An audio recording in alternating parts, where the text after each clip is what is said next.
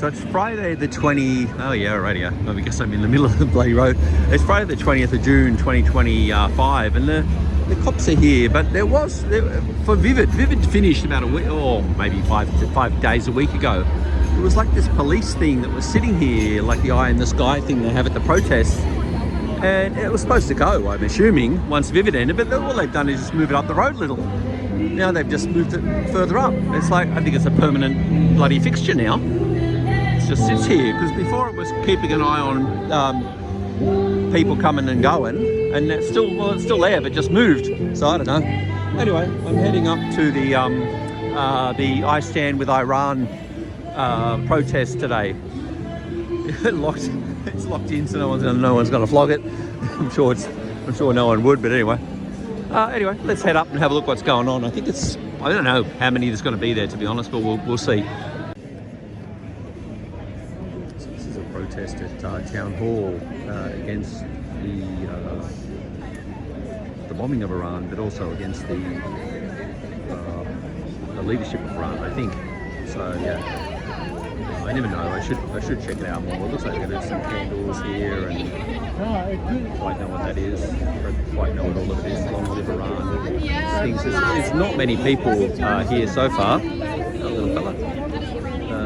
Yeah, I'm not sure. I don't know. I have no idea. So we'll wait and find out. There's a very limited number of people here. It's very small. I don't think the normal groups sort of publicised it. So there's the guy from the socialist groups that does the filming for them, and not many others. There's another one of the guys from Palestinian group, and yeah, nope, reasonably small crowd, but we'll see how it goes. It's supposed to kick off at 6:30. Must be pretty close to that now.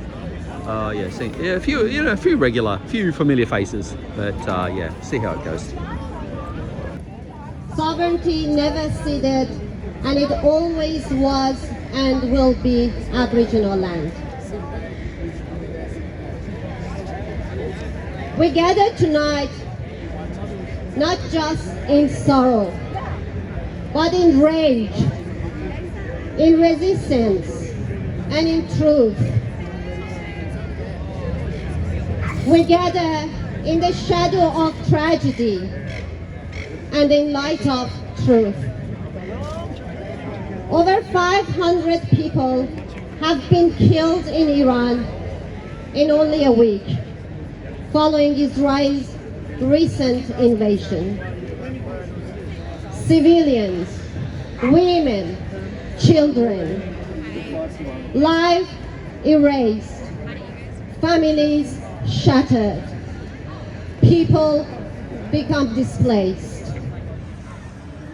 This is not defense. This is not security. This is crime against humanity. This is a war. But make no mistake, this is not about one evil government versus another. Both the Israeli regime and the Islamic Republic of Iran are criminal regimes. They have fed off violence, blood, and propaganda. The Islamic Republic, with decades of repression, executions, and betrayals of its own people. And Israel, with its military aggression, apartheid policies, and brutal occupation. Two regimes, two faces of oppression. While the sky and land of Iran are under heavy attack by Israel and smoke fills the air, Gaza is still burning. Thousands killed. Entire neighborhoods wiped off the map.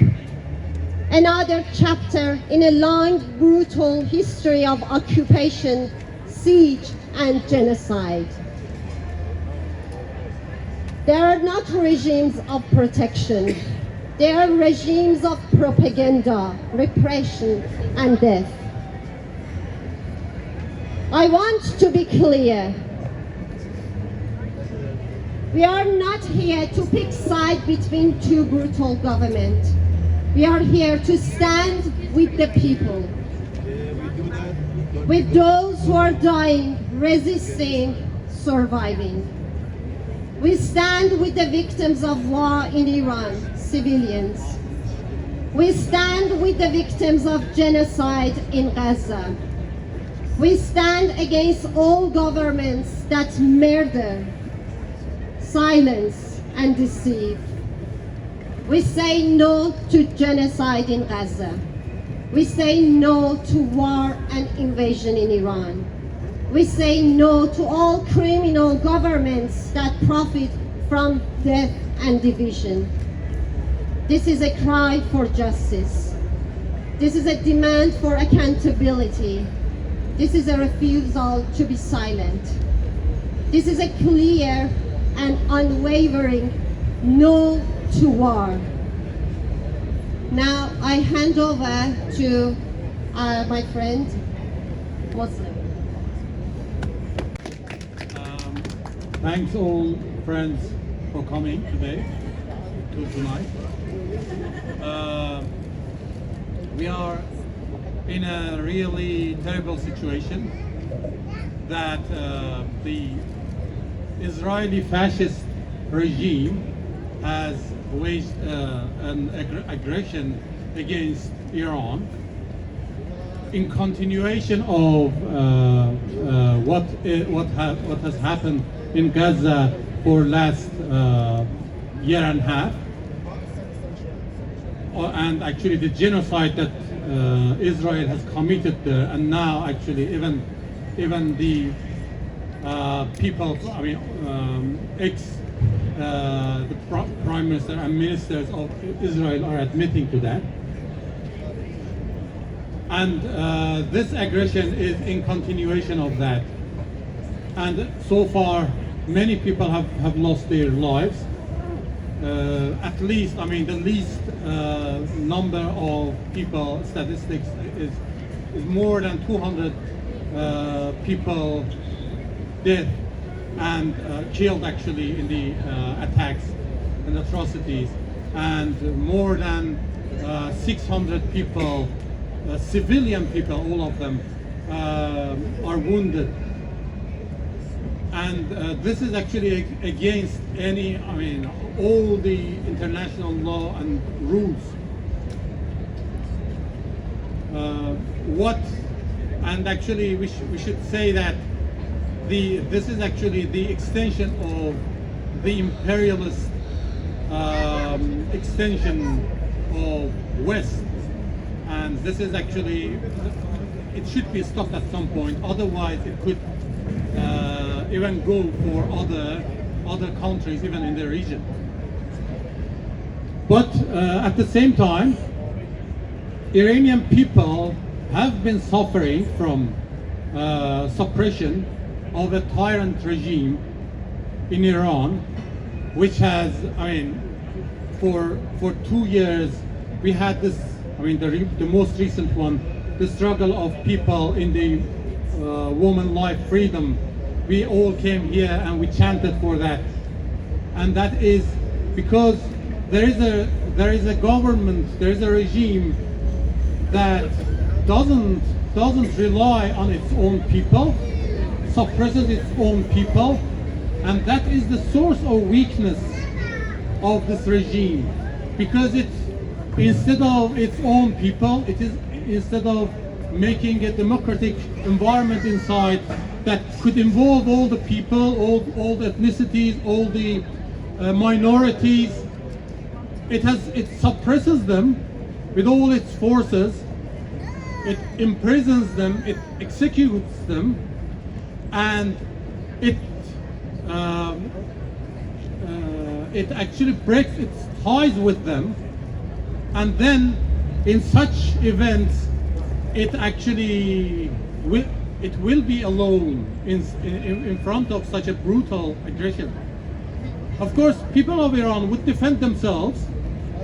They have defended themselves all the time, and people and working class of Iran will continue to defend themselves against both the aggression of foreign forces and Israel, the genocidal force of Israel, and they will still continue to struggle against the suppressive regime in Iran. But this aggression, I want to just mention to this is my last point, this aggression is not just against the government, because one of the claims of Israel and West is that this is for democracy, this is for freedom for Iranians.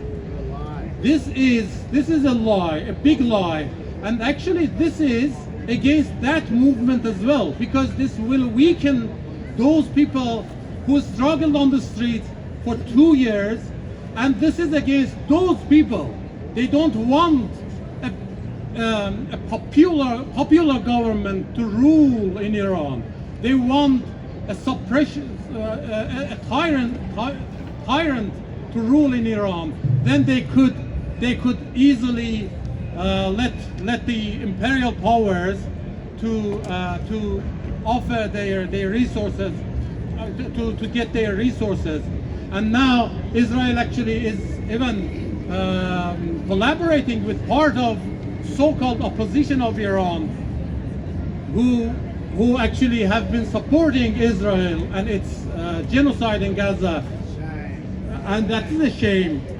And they are actually trying to bring us back to the time that actually there was a kingdom in Iran, and there was I mean, still we have a tyranny in Iran, but that was actually another kind of tyrant in that time, and actually people made a revolution against that.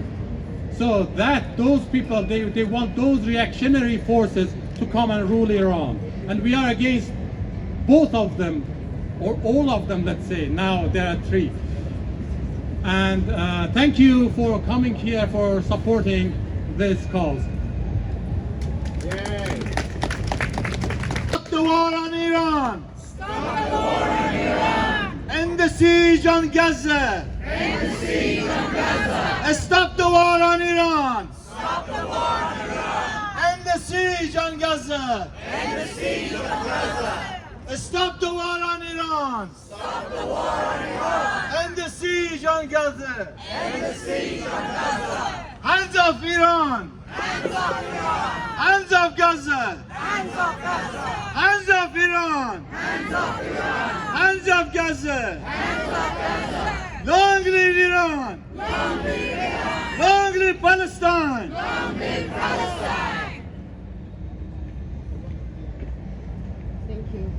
Now I'd like to invite Ian Rintoul from Refugee Action Coalition to say a few words. Thank you. Thanks very much for the invitation to speak here tonight. It is a very important demonstration, and thanks to the Iranian community for actually organising this.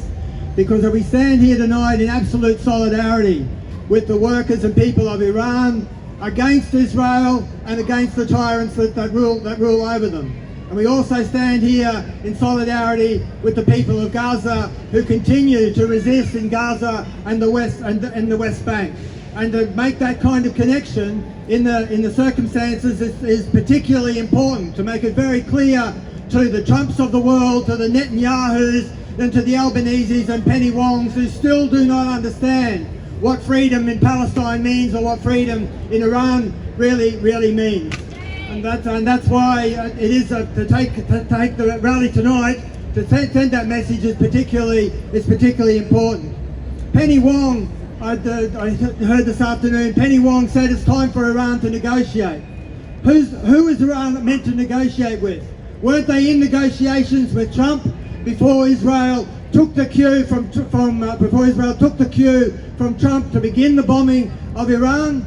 It's very clear that we've got a collaboration between Trump and Netanyahu to wage war on Iran as an extension of what Iran is already doing in Gaza, the West Bank, Lebanon, in Syria.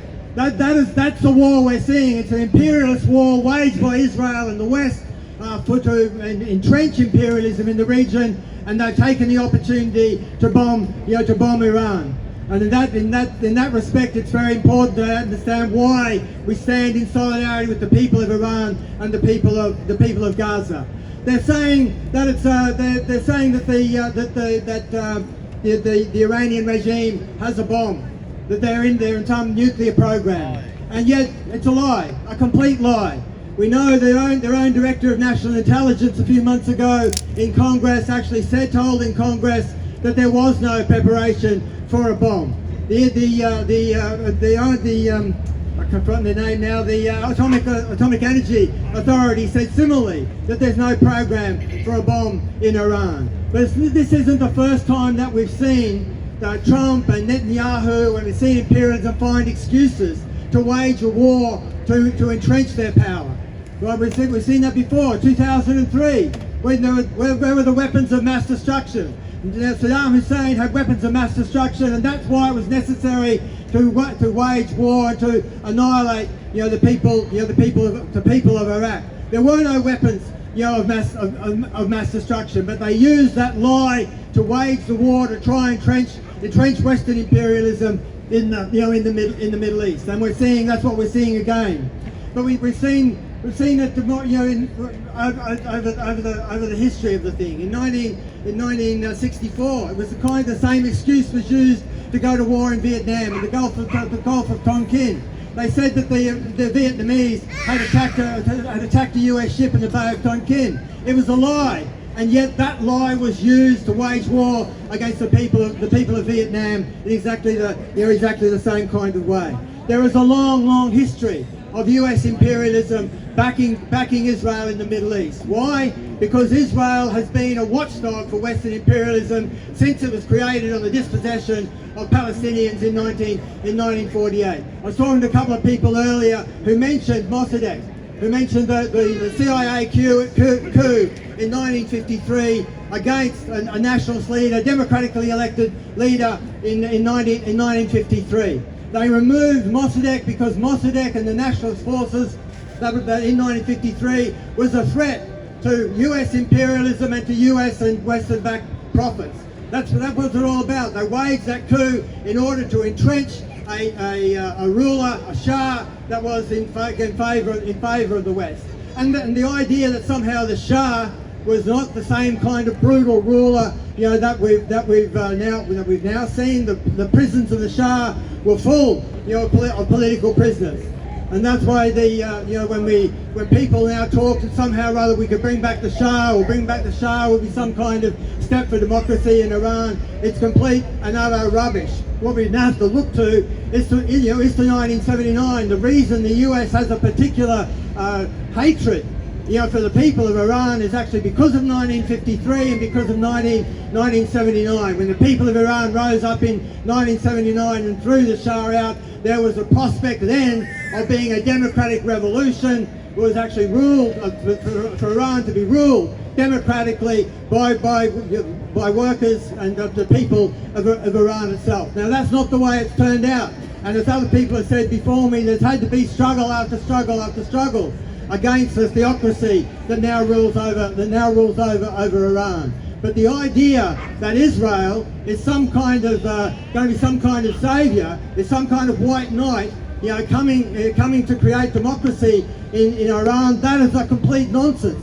Look around the Middle East and who Israel wants allies with. Israel says that it's going to war with Iran because it wants to see an extension of the Abraham Accords. It wants to see normalisation with the Arab regime. Is Saudi Arabia some kind of pillar of democracy?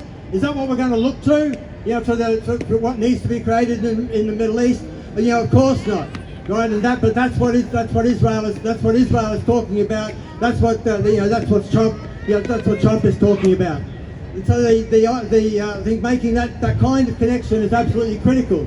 For the Labor government, as we know, anyone who's been to the demonstrations about Palestine, the demands have come over and over and over again for the Labor government to take a stand for the people of Palestine. They haven't taken that stand. You get tiny little indications. We might put some sanctions, on some people. There's nowhere near the sanctions, on the butchers of the Israeli butchers compared to the sanctions they've got on the government, the present government, the rulers, the rulers of Iran. And the same thing has come up over and over again. Muslim mentioned the Zanzan, the Yazidi, the struggle that raised the prospects again of 1979, of the actual real revolutionary forces inside Iran to actually create democracy. How many times did we raise it with the Australian government here? Did they say anything of support for that revolution, for the fight of women and workers in Iran against their own rulers? They did not say a word. We've still got Iranians who haven't got permanent visas. There are still Iranians who are in Papua New Guinea, still from being put there as refugees. There are still Iranians in Villawood. There are 400 odd Iranians in Indonesia that have been there since before 2014 who cannot get to Australia because there is a ban. That is the hypocrisy that comes from Penny Wong and from Anthony Albanese. So I think we need to be very, very clear, that we have got a fight on our hands, a fight to impose sanctions, on Israel, real sanctions on Israel, to demand that our government continues to do that. More importantly, while we make that demand, we need to build up the kind of movement we're going to be able to create those sanctions itself. And that's what is so important, I think, to get that message across. So I think as other people have said, if you look at what's happening in Iran at the moment, I've got messages. I'm sure people here have got messages from either from friends, from family, or people in Australia who've got family. I know some people have been sent back to Iran and are sending me messages. The war that Israel is waging is a war on the people of Iran. The idea that they're simply this is about a war to remove Khomeini is a complete kind of nonsense. You only have to look at what they're doing in Gaza to get some idea of what they would do in Iran if they had the opportunity. Are the teachers, are the bus drivers, are the political prisoners going to be any freer if Israel has its way, if Trump has its way? Of course not. And so we need to raise, I think, our voices, very, very, very, very clear to make about what we need to demand. So in Australia, we have to say to close the US bases. We've got US bases that are right now sending the information to the US forces and to Israeli forces in the Middle East to continue to bomb people in Iran and to bomb people in Gaza. We need to close the US bases. We need sanctions. We need sanctions on Israel, real sanctions on Israel to end the war machine, the cooperation between Australia and the Israeli war machine. So we need to continue to raise demand about why we need permanent visas for refugees and other Iranians who are stuck here. Why should we continue to be arguing that? It would be a very straightforward thing. Like, look at what's happening in Iran at the moment. Why we've still got refugees and people who have been denied refugees for many years and not without those visas. So continue to demand those things. So when we stand here tonight, I think we send solidarity to the people in Iran, continue our solidarity for the people for the Palestinians in Gaza, and we absolutely say victory to the workers and people of Iran, victory to the Palestinians. Free Palestine, free Iran. Free Palestine! Free Palestine! Free Palestine! Free Iran! Free Iran! Hands off Iran! Hands off Iran! Hands off Palestine! Hands off Palestine! No war on Iran! No war on Iran! Stop the war on Iran! Stop the war on Iran! End the siege on Gaza! End the siege of Gaza! Bombardment is a crime from Iran to Palestine! Bombardment is a crime from Iran to Palestine! Bombardment is a crime from Iran to Palestine! Bombardment is a crime from Iran to Palestine! Hey, hey, ho, ho, this racist war has got to go! Hey, ho, ho, this racist war has to go! Hey, hey, ho, ho, this racist war has got to go! Hey, ho, ho, this racist war has to go! Hands off Iran! Hands off Iran! Hands off Gaza! Hands off Gaza! Hands off Iran! Hands off Iran! Hands off Palestine! Hands off Palestine! Now I would like to invite Mr. Reza Akbari, a political activist, to say a few words. Hello everybody. We gather here today to raise our voices against the war that was neither started by the people of Iran nor fought in their interests. This is not a war for freedom or justice. It is a war between two regimes, the Islamic Republic of Iran and the State of Israel, both steeped in reaction, militarism, and expansionist ambition. And gone again, and once again, it's the ordinary people who are paying the price. We have seen this before. During the war in Iran and Iraq, millions were sacrificed under slogans like defending the homeland, while the ruling elite remained safe and untouched, and today is the same. Nothing changed. The same elite, those who enrich themselves on the back of workers, are applying for visas, buying property abroad, and preparing the escape route. For them, homeland is just a bank account. And the other side, Israel continues its brutal assault in Gaza. Under the guise of fighting Hamas, it has razed entire neighborhoods, destroyed hospitals, and killed over 100,000 civilians. Let's be clear. This is not self-defense. This is collective punishment. This is ethnic cleansing. We have no solidarity with such a regime, one that dreams of redrawing the map of the Middle East through force and occupation. But this war is not unique. We live in a world where international law has become irrelevant. The United States invades Iraq and Libya. Russia bombs Ukraine. Iran backs Assad massacres.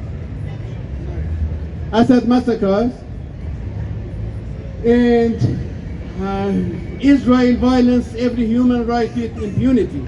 And the so-called global community does nothing, because the system is designed not to serve justice, but to protect power. In this world, who fires the first shot matters less than why the guns are always loaded. War is not an accident. It's a natural continuation of a state policy under capitalism and imperialism.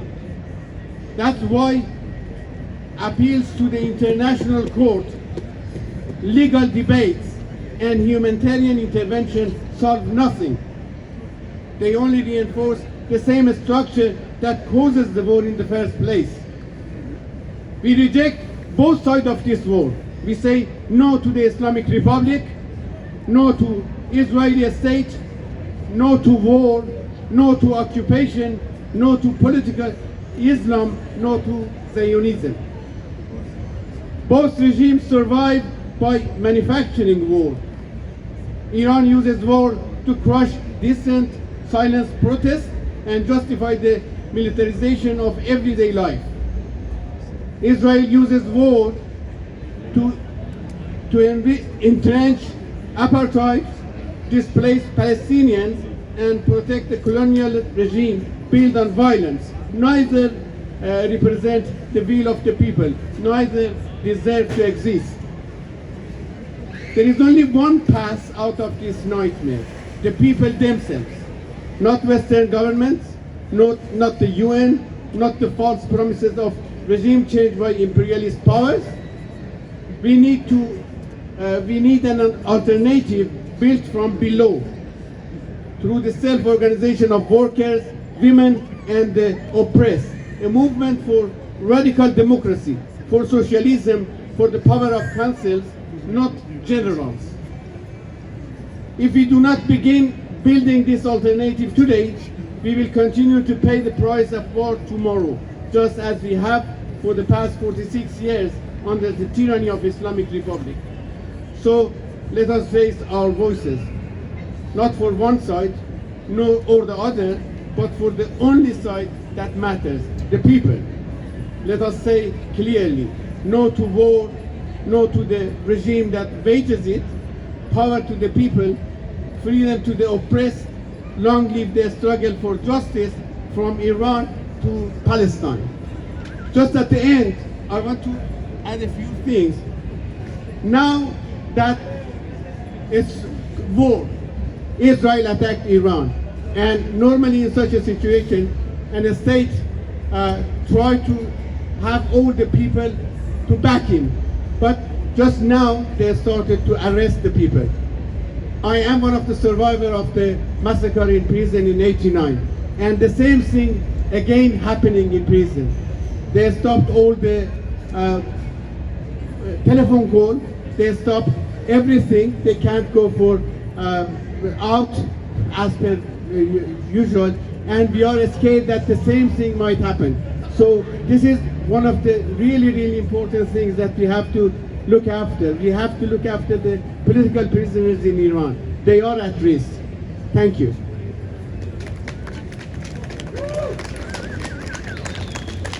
My comrade Jacob do it in English. اسرائیل استبداد دشمن مردمانند. اسرائیل استبداد دشمن مردمانند. اسرائیل استبداد دشمن مردمانند. تجاوز اسرائیل محکوم است، محکوم است. تجاوز اسرائیل محکوم است، محکوم است. Stop the war in Iran. Stop the war in Iran. End the siege on Gaza. End the siege on Gaza. Stop the war in Iran. Stop the war in Iran. End the siege on Gaza. End the siege on Gaza. No war in Iran. No war in Iran. Bombardment is a crime from Iran to Palestine. Bombardment is a crime from Iran to Palestine. Bombardment is a crime from Iran to Palestine. Bombardment is a crime from Iran to Palestine. Hands off Iran. Hands off Iran. Hands off Gaza. Hands off Gaza. Stop the war in Iran. Stop the war in Iran. End the siege on Gaza. End the siege on Gaza.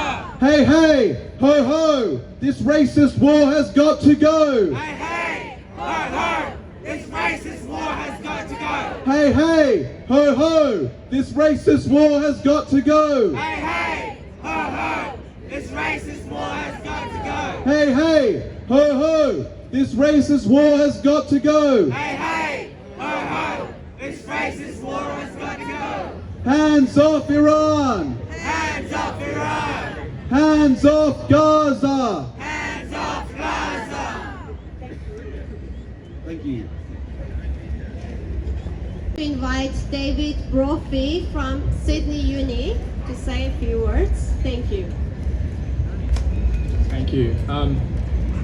Honestly, it's a real privilege tonight to be able to stand here and express my solidarity with the people of Iran. And I want to, of course, extend that solidarity to any Iranians here tonight. Your presence is particularly important given the claims that are being made by ignorant commentators in the Western media as to what the people of Iran want and think at a time like this. I've never actually had the opportunity to travel to Iran. I did study some Persian once. I was wondering if you would indulge me. I would just recite a very short poem that speaks to me at times like this. And apologies in advance for my pronunciation. Bani Adam azay yek digarand ki dar aferinsh ze yek jawharand che azvi be dar avorad rozgar digar azha ra namanad qarar ta kaz mihnate digaran bighami nashayad ke namet nahand adami. Basic message is when one part of humanity is wounded, the rest The rest can't remain indifferent. Anyone who is not moved by the suffering of others doesn't deserve to be called human. Sadi wrote that 800 years ago, and every word remains true to this day. Once again, we moved into action by the criminal actions of Israel and its Western supporters. I came to politics around the time of the Iraq War 24 years ago. That we're still dealing with the legacy of that. Ian spoke about Mossadegh and the coup in the 1950s. We're still dealing with the legacy of that. The history of Western meddling in the Middle East goes much deeper than that. Of course, the first war in Iran that the British launched in the 1850s, 170 years ago. That's how long the West and its client regimes have been interfering in the Middle East. We're here, of course, to denounce Israel and its actions, but also to denounce the completely inadequate response of the Australian government. Penny Wong said that Israel was acting in self-defense. A war of aggression is the crime of crimes. There is no such thing as preemptive self-defense. Preemptive self-defense is the law of the jungle. And the law of the jungle is precisely where we are heading in this current moment. The whole structure of international law is now very much on life support. Penny Wong, when she was asked what Australia's position would be were America to get involved in this conflict, she couldn't reply. The narrative when you turn on the news is that Australia is calling for diplomacy, that Australia wants to see negotiations, diplomacy. You cannot say that you are calling for diplomacy if you are agnostic towards what would be a massive escalation by the United States in the current context. You'd be agnostic to America once again launching a war of aggression on the Middle East and on the people of Iran. This is a criminal war. We must stop it before it escalates. We are operating, frankly, in a context of naked aggression. People are explicitly making arguments to set aside basic principles of international law at a time like this. It is, frankly, speaking as someone who works at Sydney University, I'm outraged by the inability of not just governments but institutions like universities to take a clear stance at times like this, to speak out in the way that they've spoken out against Russian aggression in Ukraine, to be equally explicit in naming the aggressor, naming the victims of conflicts at a time like this. Thank you all again for being here tonight. Unfortunately, this will not be the last time that we have to assemble, I think, to build our strength, to build the kind of movement that can actually roll back this drive to war that we're seeing at this current context. Again, solidarity to the people of Iran, solidarity to the people of Gaza. Thank you all for being here tonight.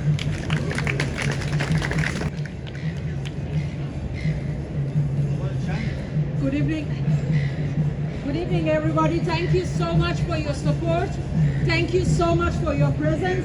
And I hope and I am grateful for your continuous, because as far as we know, with the country and the regime that we are dealing with, there is no red line, there is no stop line, there is no anything that stops this country, that this regime, the aggression that it exercises, the impunity that it enjoys from the world, with all that kind of like slogans for human rights, for humanity, with all that they go after other countries, but they are simply have no words to condemn.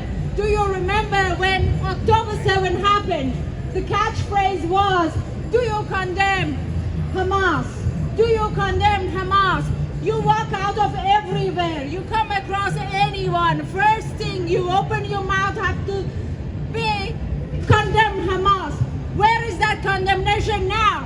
When Israel is attacking a country in part of a negotiation, approved by multiple agencies and reports and verifications and regulations and whatsoever that exists to verify that Iran is not involved in any sort of weaponry and nuclear aggression and threat. Where is that condemnation? Well, we have been attacked. Iran it's getting plundered. It's getting plunged. It's not about nuclear weapon. The nuclear weapon is an excuse. Every country that resists and stand up to this aggressor, to this killer regime, gets to be treated this way or another. They find one excuse or another. But this hypocrisy, this silence is deafening. It's so disappointing from Western world, where always portrayed itself that is there to defend humanity, that is there to defend human rights. But it's silent when it comes to this part of the world, when it's come to global south, when the opposition is standing against Israel.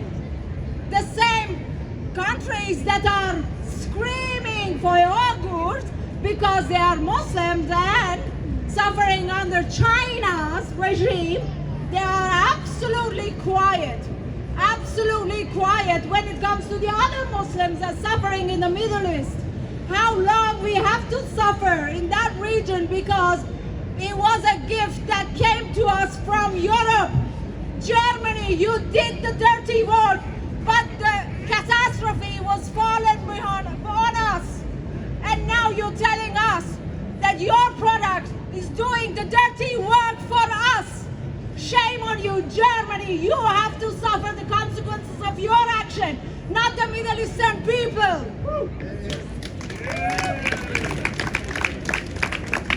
Thank you so much. We are getting close to the end of this gathering. First, I really wanted to thank you all for coming today. So there is two very small things. You can see the photos of these beautiful souls that have been killed recently because of Israel attack. And I will invite you to light a candle for them. And I'll finish off today with a statement of 4 Iranian female prisoners. I'm not going to read the whole thing, but I just want to read 2 parts of it, both in English and Farsi. So it is written by Reyhaneh Ansari, Sakineh Parvaneh, Verisha Moradi, and Golrokh Irai. The liberation of the Iranian people from the dictatorship that governs the country is based on the ambition of fighting the masses and by the supplication of social forces, not by falling in love with external powers and having hope in them. The future will remember those who stand defenselessly to stomp on the corpses of people. رهایی ما مردم ایران از دیکتاتوری حاکم بر کشور به همت مبارزه توده ها و با توسل به نیروهای اجتماعی میسر می شود. نه با دل بستن به قدرت های خارجی یا چشم امید داشتن آنها. آیندگان از آنان که بر جنازه های مردم بی‌دفاع به پایکوبی ایستاده اند به ننگ یاد می کنند. Now I would invite you to light a candle in remembrance of those beautiful souls. Thank you so much, everyone. Demonstration that we hope people will join on Sunday as well. Demonstration, to stop the genocide in Gaza. There've been regular rallies up at Hyde Park on Sundays. This week the demonstration's at 12:30 at Hyde Park North. and in addition to opposing the ongoing genocide in Gaza, is also standing against the war and the bombing of Iran. So I'd urge people to bring your placards and slogans against what Israel's doing in Iran to the demonstration on Sunday as well. We know that every day there are still dozens of people being killed in Gaza, in addition to the hundreds that are now being killed by Israel and Iran as well. So it'd be great if people can come and join that demonstration. It's Sunday, 12:30 up at Hyde Park North, and join the march both for Gaza and against the war on Iran. Thanks.